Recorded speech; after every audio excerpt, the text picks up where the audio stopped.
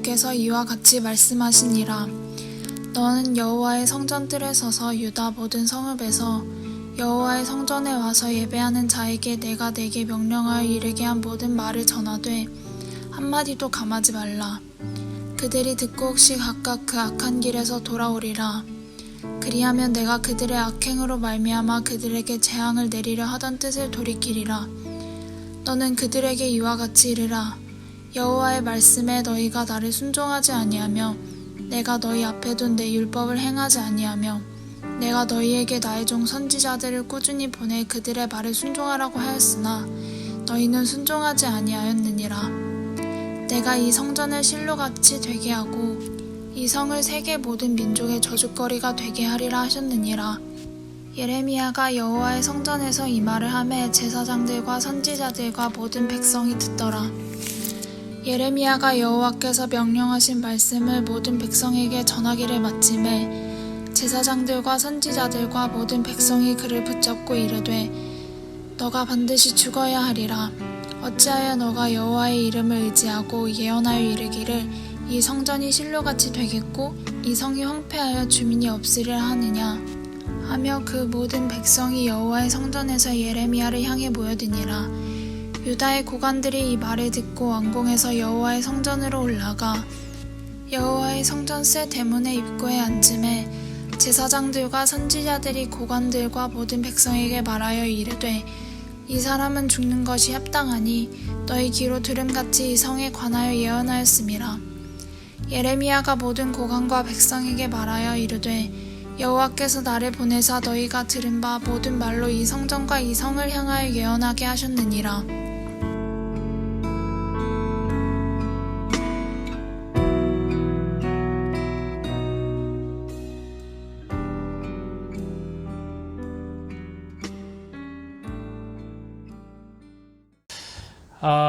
오늘 우리 준이가 읽어준 말씀으로 예레미야 26번째 강해입니다. 반복되는 성지화라는 제목으로 우리 함께 말씀을 나누겠습니다.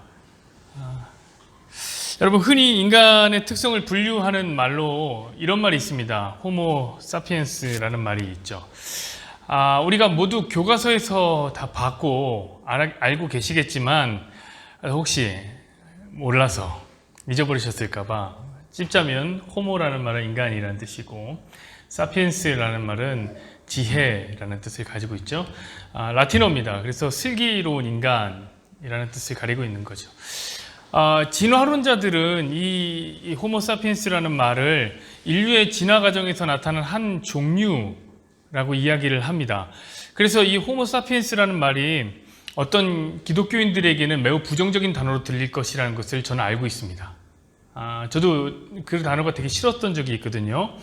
그러나 이것이 인류의 진화 과정에서 등장한 어떤 인간의 이거 아니라 한 종류가 아니라 그저 하나님께서 인간에게 부여하신 하나의 특성이라면, 그것이 종이 아니라 특성이라면 이거 우리 받아들일 법하지 않습니까? 그렇죠?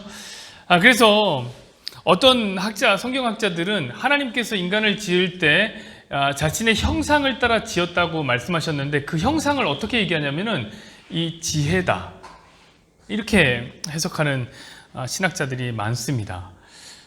그렇죠. 인간은 참 지혜롭습니다. 그리고 그 지혜를 무기로 인간이 이 땅의 지배자가 됐습니다. 물론 이제 그 유발 하라리라는 이 역사학자는 그 지혜의 자리에 이 상상력이라는 대체 단어를 사용했습니다.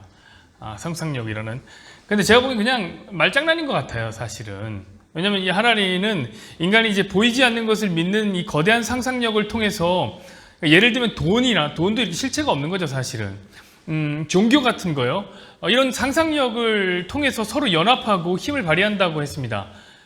그러나 그가 이제 사피엔스라는 자신의 책의 마지막을 이렇게 장식했어요. 뭐라고 장식했냐면 인간은 과학을 통해서 신이 되려고 한다.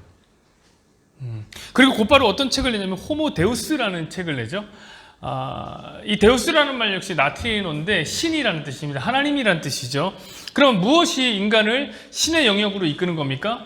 그가 생각하기에 인간의 과학적 사고가, 그렇죠? 지적 능력이 그렇다.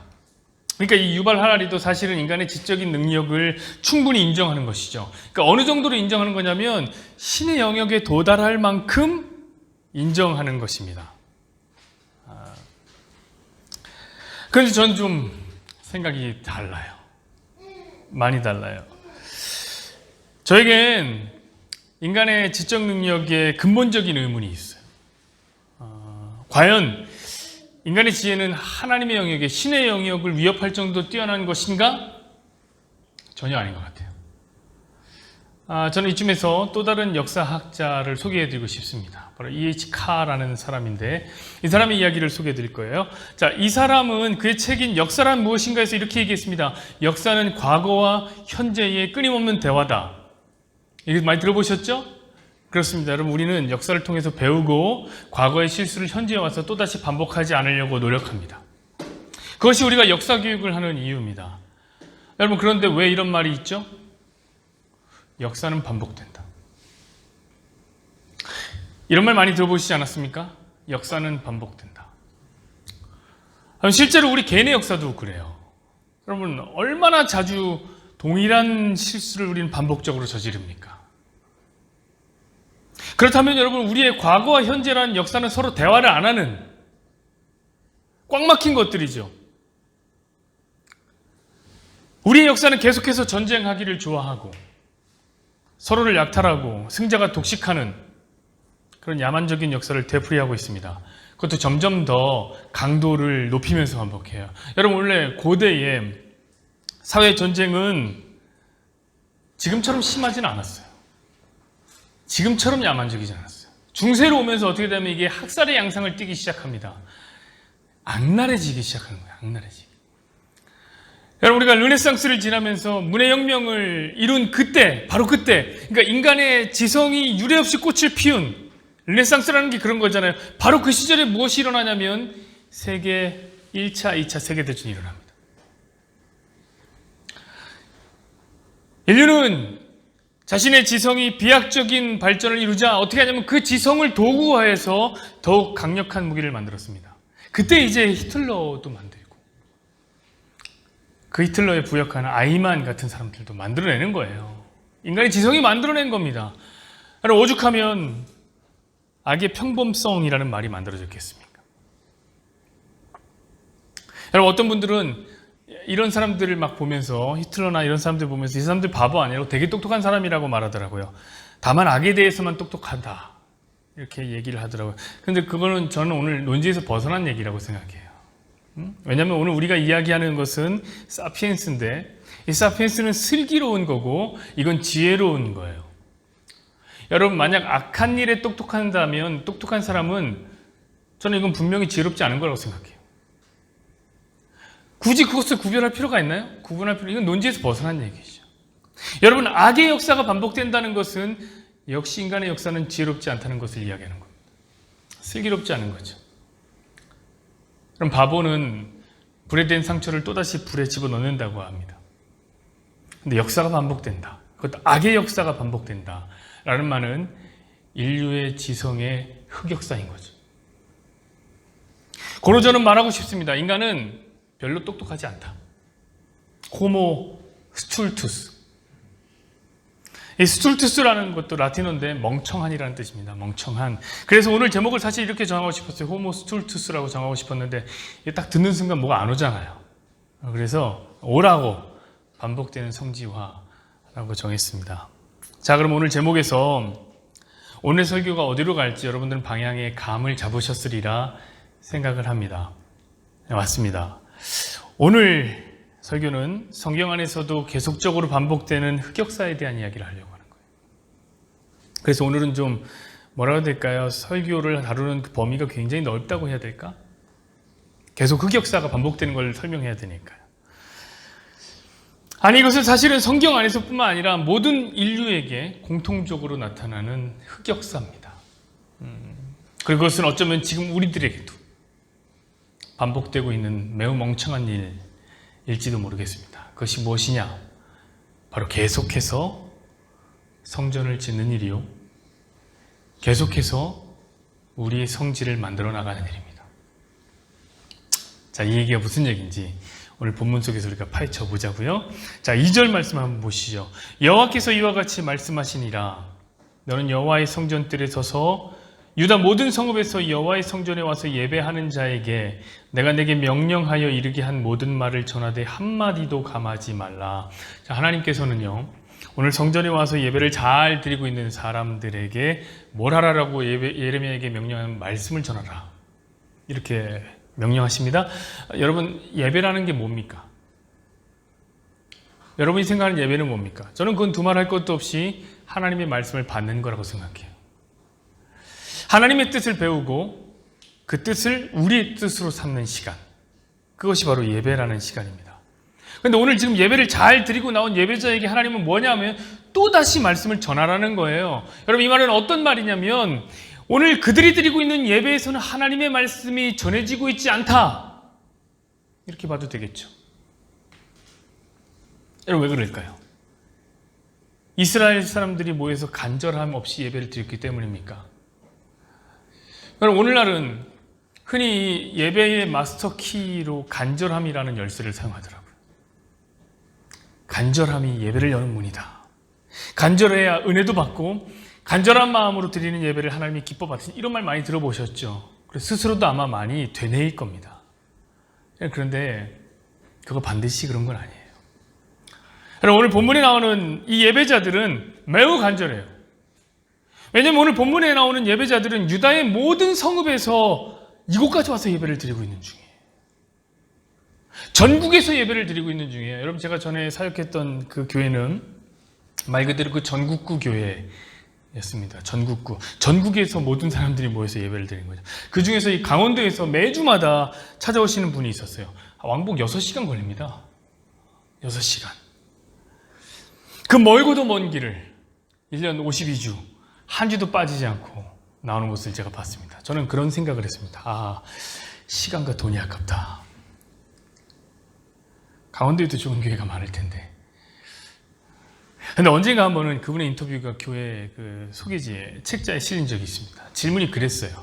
어떤 질문이냐면, 너무 멀리서 교회 오시는데 힘들진 않으십니까? 이렇게 질문을. 그리고 거기에 이렇게 답을 하는데 그 집사님이 이런 답을 했습니다. 저는 살려고 교회 옵니다. 이 교회 안 오면 죽을 것 같거든요. 저는 그분의 이야기를 듣고 아차 했어요. 아, 이분은 진짜 간절한 마음으로 교회에 오시는구나. 바로 그 간절함이 매주 6시간씩의 여행을 멀다 마자 하지 않고 나오게 하는 거구나. 아, 나는 언제 이렇게 한번 예배 앞에 간절하게 나왔던가. 제가 이렇게 아차 싶더라고요. 절로 회개가 되었습니다. 그런데 그때 금방 또 하나의 생각이 제 머릿속에서 치우치잖아요. 저는 이게 문제예요, 사실. 왜냐면 그냥 좋은 것만 생각하고 말면 되는데 하고 다른 게 생각나요. 다른 게. 어떻게 생각나냐면 바로 오늘의 논지죠. 아, 이 교회가 이 집사님의 성지가 아닐까? 여러분, 이해가 되세요? 이스라엘 백성도 그랬습니다. 전국에서 몰려듭니다. 왜요? 이 성전 때문이죠. 왜냐하면 이 성전이 그들의 성지이기 때문입니다. 성지가 무엇입니까, 여러분? 거룩한 땅이요. 이 땅에 가치가 있다는 거예요. 그렇습니다, 여러분. 이스라엘은 성지에 와야만 삽니다. 이 땅은 이스라엘에겐 특별한 의미가 있는 땅이에요. 이스라엘은 간절했다고요. 여러분, 그러나 중요한 것은 인간의 간절함이 아닙니다. 하나님의 뜻입니다. 하나님의 뜻은 그들의 성지를 부수는 것이었습니다. 자, 6절, 7절 말씀 보시죠. 내가 이 성전을 실로 같이 되게 하고 이 성을 세계 모든 민족의 저주거리가 되게 하리라 하셨느니라. 예레미야가 여호와의 성전에서 이 말을 하며 제사장들과 선지자들과 모든 백성이 듣더라. 자, 하나님께서는 이렇게 얘기해요. 내가 이 성전을 실로와 같이 만들겠다. 여러분, 실로가 무엇일까요? 실로는 이 장소인데요. 이 장소는 뭐냐면 솔로몬 성전이 지어지기 전에 이스라엘의 성지 역할을 하던 장소입니다. 여러분, 원래 이 출애굽 때를 보면요, 광야를 행진할 때 보면 하나님의 임재가 있었던 이 성막이 끊임없이 이동하는 것을 우리는 볼 수 있습니다. 이 성막이 이동하면 같이 따라가고 멈추면 같이 멈추고 이랬거든요. 저는요 사실은 이게 바로 성막의 의미를 가장 잘 보여주는 그림이라고 생각해요. 이동하는 거예요. 왜냐하면 성막은 하나님의 임재의 상징인데 그 하나님의 임재는 어떤 특정한 땅과 아무 상관이 없어요. 땅과 상관이 없어요. 여러분, 하나님은 어디든지 임하실 수 있어요. 그래서 이 테크노마트 6층에도 임할 수 있어요. 하나님의 임재가 머문 곳이 성전이요 성지였던 겁니다. 그래서 성막이 막 이동하는 거예요. 여러분, 원래 성지는 역설적으로 성지화될 수 없습니다. 왜냐하면 우리 하나님을 가둘 수 있는 공간이 없기 때문에, 그 땅이 없기 때문에. 여러분들, 가나안 정복이 시작되어 가나안 정복을 통해서 하나님의 임재가 어떻게 되냐면 한 곳에 머무르기 시작합니다. 바로 하나님의 언약궤가 머물러 있던 실로라는 땅이 바로 그 장소죠. 실로. 그러자 제사장들이, 민족의 지도자들이 그 지역에 자리를 잡고 살기 시작합니다. 왜요? 그곳에 하나님의 임재가 있었기 때문에. 자, 좋고 훌륭한 사람들이 몰려 살자 그 성지의 입지가 어떻게 될까요? 더욱더 굳어지는 거예요. 굳건해지는 겁니다. 지금으로 말하자면 그 땅이 금싸라기 땅이 된 거예요. 원래는 아무 가치가 없었던 땅이었는데 그 땅의 가치가 막 올라가기 시작합니다. 그럼 재밌는 건 뭐냐면 땅이 같이 있어지면 그 땅에 사는 사람들도 스스로 가치 있다고 생각한다는 거예요. 큰 집에 살면 자기도 큰 사람이라고 생각하고, 큰 교회에 다니면 자기도 큰 사람이라고 생각하죠. 하다못해 큰 사람이 되려면 라면도 큰 사발을 먹으라고 해요. 이상한 일이죠. 일종의 망상이라고 생각합니다. 망상. 이것이 바로 성지의 망령입니다. 성지에 사는 제사장들은 그렇게 가치 있는 몸이 되어갑니다. 다들 그렇게 생각하는 게 문제죠. 이제 그 제사장들은 사람들을 다스리고 국가의 중요한 운명을 결정짓기 시작하는 거예요. 여러분, 실로는 그렇게 성지화 되는 거예요. 그래서 어떤 일이 일어납니까? 당연히 부패가 생기는 거예요. 그럼 거품은 반드시 꺼지게 돼 있어요. 자, 그 부패의 끝판왕이 어디였느냐? 바로 엘리 대제사장과 엘리의 아들들이었습니다. 이 사람들 진짜 나쁜 놈들이죠. 나쁜 놈들. 성경을 보면 이들을 뭐라고 설명하냐면 불량자다, 이렇게 얘기해요. 불량자. 오늘날의 얘기를 하면 양아치다, 이렇게 얘기할 수 있을 것 같아요. 여러분, 백성들이 제사를 드리러 옵니다. 실로에 옵니다. 그러면 제사를 드리게 해줘야 될 거 아니에요. 예배를 드리게 해줘야 될 거 아니에요. 근데 그들이 하나님께 제사를 드리기 전에 이 양아치들이 어떻게 하냐면 먼저 재물을 뺏어요. 그래서 자기가 먹어버려요. 이 나쁜 놈들이죠. 여러분, 생각해 보세요. 여러분이 지금 들어오는데 제가 저 헌금함에 서갖고 여러분들이 지갑을 내셔서 여러분들의 지갑에서 돈을 꺼내서 제 안주머니에 넣는다. 저는 그날로 깜빵 가요. 여러분들이 신고하실 분들이 분명해요. 근데 이들이 어떤 이 짓을 평생 하는 거예요. 평생. 진짜 대단하죠. 그리고 이들이 성전에서 수종드는 여인들과 마구 잠자리를 갖기 시작합니다. 여러분, 이것은 이들이 단순히 문란했다, 이 정도 의미가 아닌 거예요. 그 정도 의미면 나오지도 않았을 거예요.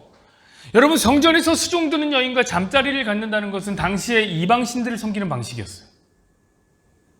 원래 이방신들의 성지에 가면요, 어떤 일이 있냐면 언제나 그 신전녀들이 몸을 팔고 있는 그 집창촌이 거기 형성됩니다. 하나님은 이들이 실로에서 버리고 있는 꼬라지들이 싫었던 거예요. 그래서 실로를 폐하여 버리십니다. 하나님은 블레셋과의 전쟁을 계획하셨고, 이 전쟁에서 불리해지자 엘리 아들들이 어떻게 하냐? 하나님의 언약궤를 실로에서 가지고 옵니다.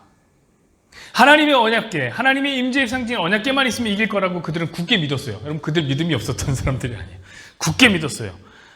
이런 거 들으면 여러분 느껴지는 거 없나요? 여러분, 믿음이 좋다고 진짜 믿음대로 되는 건 아니에요. 중요한 건 믿음보다 하나님 뜻이 중요한 거예요. 그래서 여러분, 성경 배워야 해요. 배워야 해요. 자, 그들은 헛된 믿음을 따라 실로에서 하나님의 언약궤를 가져가서 전쟁에 임합니다. 그 결과가 어떻게 되는 겁니까? 이스라엘의 대패. 완전 집니다. 그래서 결국 이스라엘은 언약궤를 블레셋에 빼앗기죠. 엘리의 두 아들은 그 자리에서 죽임을 당합니다. 자, 그 소식을 들은 엘리 대제사장은 어땠을까요? 충격을 받았겠죠? 근데 그가 굉장히 뚱뚱했어요. 너무 충격을 받아서 의자가 뒤로 넘어져서 목이 부러져 죽게 됩니다.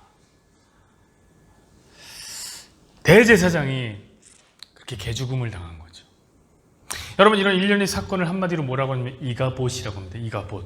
이가봇은 어떤 뜻이냐면 하나님의 영광이 떠났다. 자, 이때를 기점으로 실로는 역사의 뒤안길로 사라집니다. 성지가 무너진 거죠. 근데 오늘 본문을 보세요. 하나님이 성전을 어떻게 하겠다고 합니까? 바로 이 실로처럼 하시겠다. 무서운 역사의 반복입니다. 여러분, 이 성전은 솔로몬이 지은 것인데 이곳에 하나님의 임재의 상징인 뭐가 있었냐면 언약궤가 있었습니다. 어디서 많이 본 것 같지 않아요? 실로와 같은 개념이에요. 실로와. 장소만 바뀐 거예요. 장소만. 이 성전은 실로가 아니라 예루살렘 시온산에 위치하고 있었습니다. 자, 하나님의 임재가 있던 이후로 이 시온은 가치가 어떻게 될까요? 올라가기 시작합니다. 자, 이곳에 왕이 살기 시작합니다. 제사장들이 살기 시작합니다. 많은 지도자들이 살기 시작합니다. 당연히 사람들이 몰려왔겠죠. 국가의 절기마다 전국에서 사람들이 몰려오니까 돈도 여기로 몰렸습니다. 이곳에서 사람들이 종교적인 위안을 얻었습니다. 자, 이 시온 땅은 그렇게 이스라엘에게 매우 특별한 장소가 되는 겁니다. 여러분, 불과 80년 전만 해도요, 이스라엘이 지금도 그렇지만 시오니즘을 추천했잖아요. 시오니즘을. 시온은 우리 땅이다. 이거죠. 그래서 그 국제사회가 그렇게 지탄을 하는데도 기어코 그 땅을 차지하고 들어가지 않습니까? 대단한 열정이죠. 왜냐하면 그 땅이 이스라엘의 성지니까 그런 거예요. 성지. 우리는 그곳을 성지라고 부르는 거예요. 근데 여러분, 하나님이 이 성지를 어떻게 한다는 겁니까? 무너뜨려 버리겠다. 실로처럼. 자, 실제로 어떻게 되냐면 이 성전은 바벨론에 의해서 BC 587년에 완전히 무너지게 됩니다. 이 성전의 운명은 먼지 덩어리입니다. 아무리 솔로몬 성전이 화려했다 하더라고요. 이 성지화 되어 있기 때문에 엄청 화려하게 지었어요. 수없이 많은 금덩어리가 거기 들어갔고 수백 달란트의 은 들어갔습니다. 그 가치가 사라져버린단 말이에요. 여러분, 솔로몬 성전이 진짜 얼마나 대단했냐면 그 이집트라는 나라가요, 무려 200년간의 그 성전에서 보물들을 조공으로 바치라고 그랬어요. 그래도 계속 나와요. 그 안에서 200년간 조공을 받아도 계속 나와요. 그만큼 솔로몬 성전은 지고의 가치를 잇는 성지, 그렇게 여겨졌습니다. 그런데 하나님의 뜻 앞에 그런 솔로몬 성전의 가치가 완전히 제로 돼버린 거죠. 하나님이요, 이 성전 역시 무너뜨린 겁니다. 여러분, 그런데 이뿐만이 아니에요. 이 참 재밌습니다. 이스라엘이요, 이 성전이 무너진 후에 바벨론에 70년간 포로 생활을 하는데 그의 고레스라는 사람에 의해서 풀려납니다. 그리고 뭐 하냐면 다시 성전 지어요. 스룹바벨 성전을 짓게 되는데요, 또 이 사람들이 이 성전을 성지화합니다. 그럼 여러분 추측해 보십시오. 이 스룹바벨 성전이 어떻게 됐을까요? 이쯤 되면 맞춰야죠. 이쯤 되면 맞춰야 돼요. BC 168년 시리아의 안티오쿠스 에피파네스 라는 사람에 의해서 완전히 무너지게 되는 거예요. 이때 여러분, 이 에피파네스가 얼마나 나쁜 짓을 하냐면 이 성전에서 드리는 모든 제사를 스탑시킵니다. 다 멈춰라. 그 다음에 어떻게 하냐면 유대인들이 부정하게 여기는 돼지 피를 성전의 구석구석에 막 뿌립니다. 여러분, 벌써 세 번째 성지가 무너졌습니다. 이해가 되십니까? 여러분, 제발 나무만 보지 마시고 거대한 숲을 보세요. 하나님이 일하시는 방식을 보시라고요. 그럼에도 불구하고 이스라엘은 어떻게 하면 쉬지를 않아요. 그들은 또 성전 지어요. 이번엔 그 시작부터가 정치적 야심이 잔뜩 묻어있는 성전입니다. 바로 그 유명한 유대의 분봉왕 헤롯이 지은 헤롯 성전이 지어지는 거죠. 무려 46년간 정성을 다해서 지어졌습니다. 유대인들의 가슴이 뛰었다고요. 그들은 언제든지 성전을 맞이할 준비가 되어 있어요. 왜냐하면 성전 없는 유대인은 안고 없는 찐빵이라. 유대인들의 마음의 한 복판에는 늘 성지가 자리 잡고 있었습니다. 그런데 그렇게 정성스럽게 지은 성전이 또 어떻게 됩니까? 이제 눈 감고도 맞추셔야 돼요, 여러분. 맞추셔야 돼요. AD 70년이 되자 로마의 장군 티토에 의해서 돌 위에 돌 하나도 남기지 않고 완전 초토화된단 말이에요. 사랑하는 여러분, 이 정도면 성전은 무너지기 위해 존재하는 거 아닙니까? 성전을 지으면 무너지고, 또 지으면 또 무너지고, 또 지으면 또 무너지고, 또 지으면 또 무너집니다. 그럼 짓지 말아야죠. 어떤 사람들이 이렇게 얘기해요. 아니에요. 이스라엘이 하나님 말씀 잘 들었으면 성전이 괜찮았을 텐데 하나님 명령을 어겨서 그런 거예요. 라고 말해요. 우리 3절 한번 볼까요? 그들이 듣고 혹시 각각 그 악한 길에서 돌아오리라. 그리하면 내가 그들의 악행으로 말미암아 그들에게 재앙을 내리려 하던 뜻을 돌이키리라. 그렇죠. 맞습니다. 하나님께서요, 악한 길에서 돌아오면 자신의 뜻을 돌이킬 것이라고 말씀하셨어요. 이 말은 뭐냐면, 맞아요. 말씀 잘 지켰으면 그들의 성전은 멀쩡했을 수도 있어요. 여러분, 근데 이스라엘의 반응이 항상 어떠냐? 4절, 5절 보시죠. 너는 그들에게 이와 같이 이르라. 여호와의 말씀에 너희가 나를 순종하지 아니하며 내가 너희 앞에 둔 내 율법을 행하지 아니하며 내가 너희에게 나의 종 선지자들을 꾸준히 보내 그들의 말을 순종하라고 하였으나 너희는 순종하지 아니하였느니라. 말 안 듣죠. 여러분, 인간이란 그런 존재예요. 죄와 인간을 끊을 수가 없어요. 그래서 성전은 무너지는 거예요. 그런데 아직도 좀 아쉽나 봐요, 사람들이. 사람들이 이렇게 생각해요. 그래? 다음에는 더 잘하자. 다음엔 말씀 더 잘 지켜서 성질을 지켜내자. 성전을 지키자. 이게 사람들의 결론이에요. 계속 지어요. 여러분, 그게 바로 호모 스툴투스라는 겁니다. 바보 같은 사람들 같으니라. 사랑하는 여러분, 역사가 여러분에게 무엇을 말하고 있습니까? 역사가 계속해서 반복해서 무엇을 해요? 이미 많은 성전들이 똑같은 명령 앞에 똑같은 이유로 무너졌습니다. 명령 잘 지키면 성전 지켜줄게. 명령이 떨어졌지만 똑같이 실패했어요. 실로도 그랬고, 솔로몬 성전도 그랬고, 스룹바벨 성전도 그랬고, 헤롯 성전도 그랬어요. 그런데도 다음엔 더 잘할 수 있을 거라고 생각합니까? 여러분, 지금 성경은 우리에게 반복되는 역사를 통해서 정답을 말해주고 있는 거예요. 너희들이 지은 성전은 무너질 것이다. 너희들이 성지어한 그 땅은 폐허가 될 것이다. 당연해요. 왜죠? 이 땅의 성전은, 우리가 원하는 이 땅의 성지는 일종의 모델하우스거든요. 그건 본질이 아니에요. 우리가 만든 성지는 두꺼비 집 같은 존재.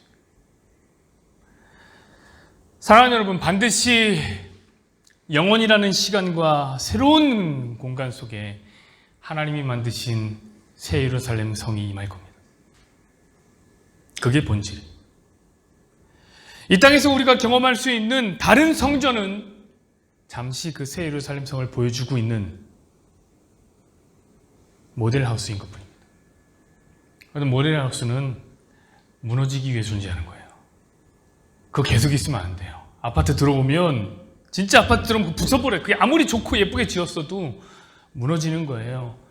근데 사람들이 계속해서 다른 성전을 짓고 있는, 계속해서 다른 성지를 만들고 있는, 이것이 지긋지긋하게 반복되는 성지화입니다. 그 후로도 천주교 같은 경우는 바티칸을 만들었죠. 거의 교황이 삽니다. 해마다 600만 명의 사람들이 세계에서 가장 작은 나라 바티칸을 찾습니다. 그 땅이 그들의 성지이기 때문에 그런 거죠. 유대교인들은 어떨까요? 아직도 시온이 성지, 시온이. 2000년간을 떠돌아다니면서 그 성지를 차지하기 위해 숱한 전쟁을 치렀습니다. 그럼에도 불구하고 아직도 절반의 땅만 소유하고 있죠. 앞으로도 그 나머지 절반 찾기 위해서 어떤 수단과 방법을 다 동원할 거예요. 왜요? 그 땅이 그들의 성지니까. 이슬람은 어떤가요? 여러분, 이슬람은 아예 자신의 신앙의 정체성 안에 성지가 담겨 있어요. 그들에겐 5가지 기둥이 있는데 그 중에 대표가 바로 성지순례예요. 그들은 구원의 조건 중에 하나가 뭐냐면 성지순례를 갔다 와야 돼요. 그들은 진짜 마호메트의 탄생지, 그들의 성지, 메카를 사랑합니다. 하루에도 수없이 메카를 향해서 기도를 한단 말이에요. 여러분, 거기 사람들 몰려가는 거 보면요, 정말 끔찍합니다. 바글바글바글 합니다. 나오나? 저거 어떻게 가나? 저는 사람 많은데 진짜 싫은데요. 저는 저기 구원 못 받아요. 저기 못 가서 구원 못 받아요. 저들이 무슨 생각으로 이 땅에 오는 걸까? 진짜 이 땅을 밟으면 구원을 얻는다고 생각하는 걸까? 진짜 호모 스툴투스, 바보 같은 사람들. 답답합니다. 저는 요즘에 코로나 때문에 속상한 게 너무 많습니다. 하지만 너무 감사한 것도 있어요. 이놈의 성지 안 가서 너무 감사해요. 성지가 다 폐쇄됐어요. 할렐루야. 너무 좋아요. 너무 좋아. 저희가 한산합니다. 한산해. 근데 이 코로나가 교회도 정말 좋은 의미가 있어요. 여러분 한번 생각해 보세요. 오늘날 기독교에는 성지가 정말 없나요? 한번 다른 목사님들한테 물어보세요. 그러면 교리가 제대로 무장된 목사님들은 이렇게 말씀해요. 성지 같은 거 없어. 여러분 안에 하나님이 계시니까 여러분이 바로 성지입니다. 이렇게 말씀하실 거예요. 이게 정상이죠, 정상. 그런데 여러분 어디 교회 한번 가보세요. 교회만 가면 그 앞에 뭐라고 써있는지 아세요? 이곳은 하나님의 성전이니 이곳에 들어오는 사람들마다 마음을 정돈하시고 겸손하게 입장하십시오. 이렇게 써있어요. 교회 물건들은 성물이라고 또 되게 아껴요. 이것이 여러분 교회 안에 있는 이중성이라고. 되게 말과는 달리 교회당을 성전시하고 교회당에 모여서 예배 안 드리면 죽는 줄 알아요. 그래서 이번에 코로나 때도 그렇게 박박 모이기를 힘쓰시더라고요. 그들은 이렇게 이야기합니다. 모이기를 패하는 어떤 애들과 같이 하지 말고 우리 함께 모이기를 힘쓰자. 그러면 우리 교회가 모이기를 패하기는 어떤 무리가. 이단되는 거 쉽습니다, 여러분. 한마디로 이단되는 거예요. 사랑하는 여러분, 혹시 어떤 이가 어떤 교회당이 특별한 성지가 되어서 야 여기 아니면 못 살 것 같이 말하면 그것이 바로 성지가 되는 거예요. 여러분 온라인으로 예배드리면 안 됩니까? 여러분 물론 교회는 성경은 함께 연합하라라고 얘기하셨어요. 그래서 연합하는 개념이 필요합니다. 그래 가능하면 모여서 예배드리는 게 좋아요. 하지만 상황이 안 되면 온라인으로 드릴 수도 있지요. 뭐가 문제입니까? 주일 성수가 진짜 최고의 가치입니까? 예전에는 그랬어요. 본교회에서 예배 안 드리면 암 걸린다. 그렇게 무서운 말을 하시는데, 그렇게 무서운 말을 하시는데 또 아멘, 아멘을 잘하고 그랬습니다. 진짜 무식하게 신앙생활을 했던 때가 있어요. 근데 그 여파가 지금도 남아있어요. 솔직히 얘기해보세요, 여러분. 은근히 두려워하시는 분들 많아요.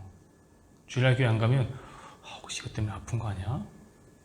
내 재정에 빵꾸 나는 거 아니야?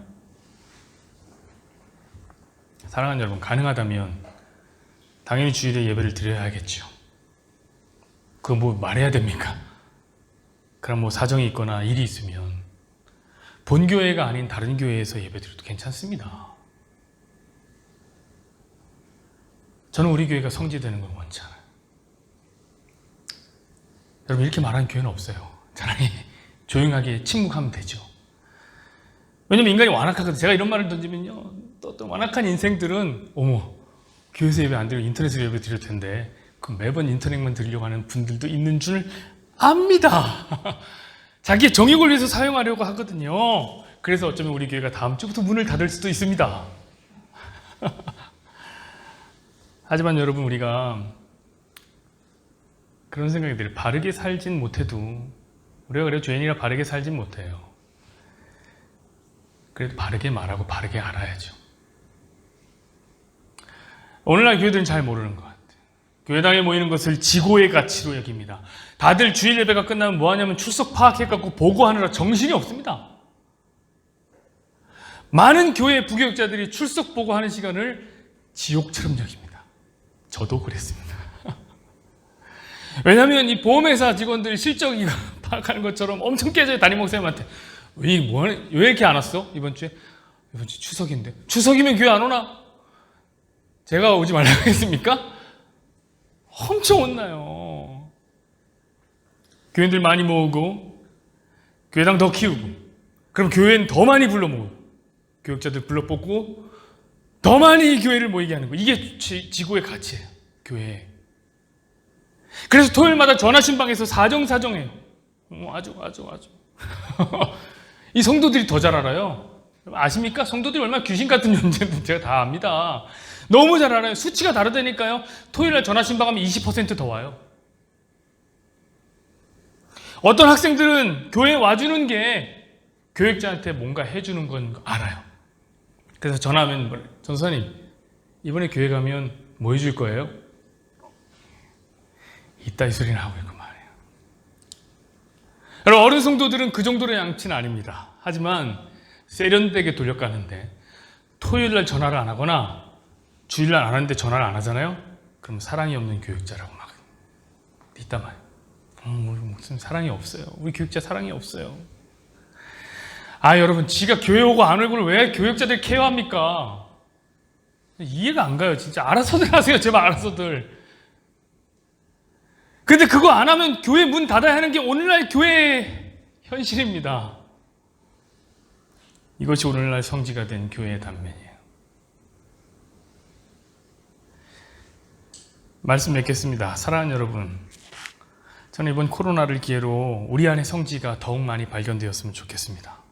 가만히 있다 보니까 코로나 때문에 가만히 있을 시간이 많아요. 가만히 있다 보니까 불현듯 우리 안의 성지가 많이 발견됩니다.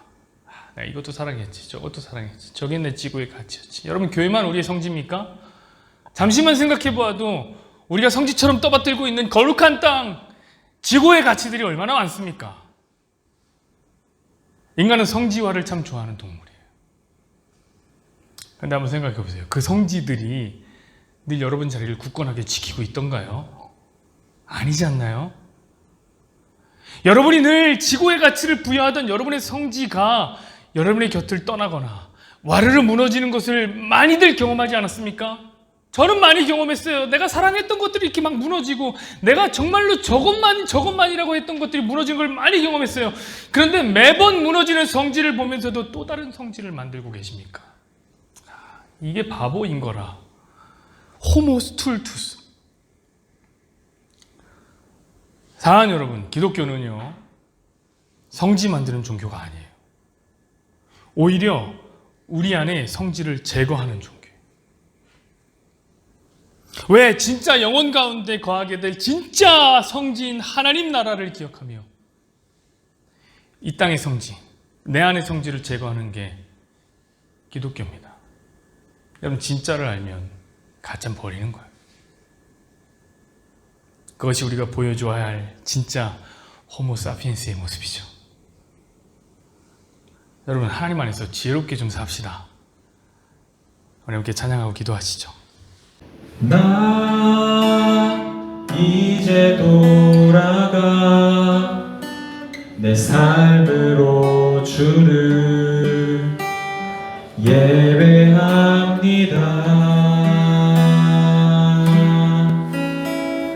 늘 정직함으로 더 진실함으로 나를 드립니다.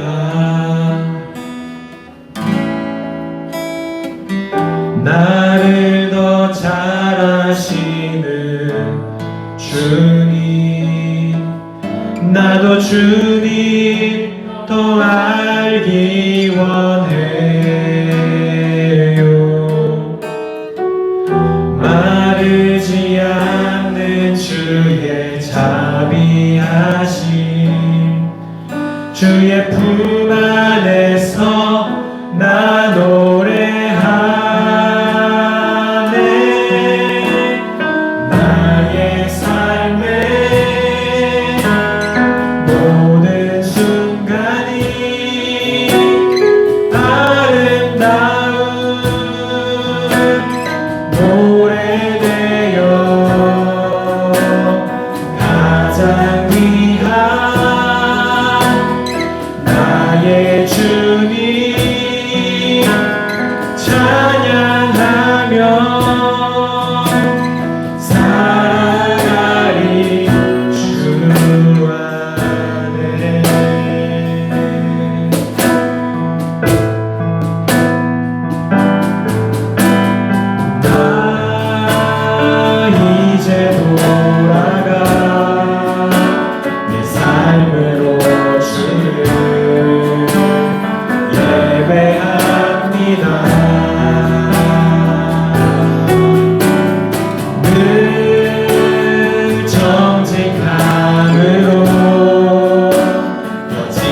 시간으로 나를 드립니다. 나를 더 잘하시는 주님, 나도 주님 더 알기 원해요. 마르지 않는 주의 자비하심, 주의 품 안에서 난 노래하는 나의 삶은 모든 순간이 아름다운 노래되어 가장 귀한 나의 주님 찬양하며 살아가리. 나의 삶의 모든 순간이 향기로운 예배되어 가장 귀한 나의 주님 사랑하며 살아가리. 주만에.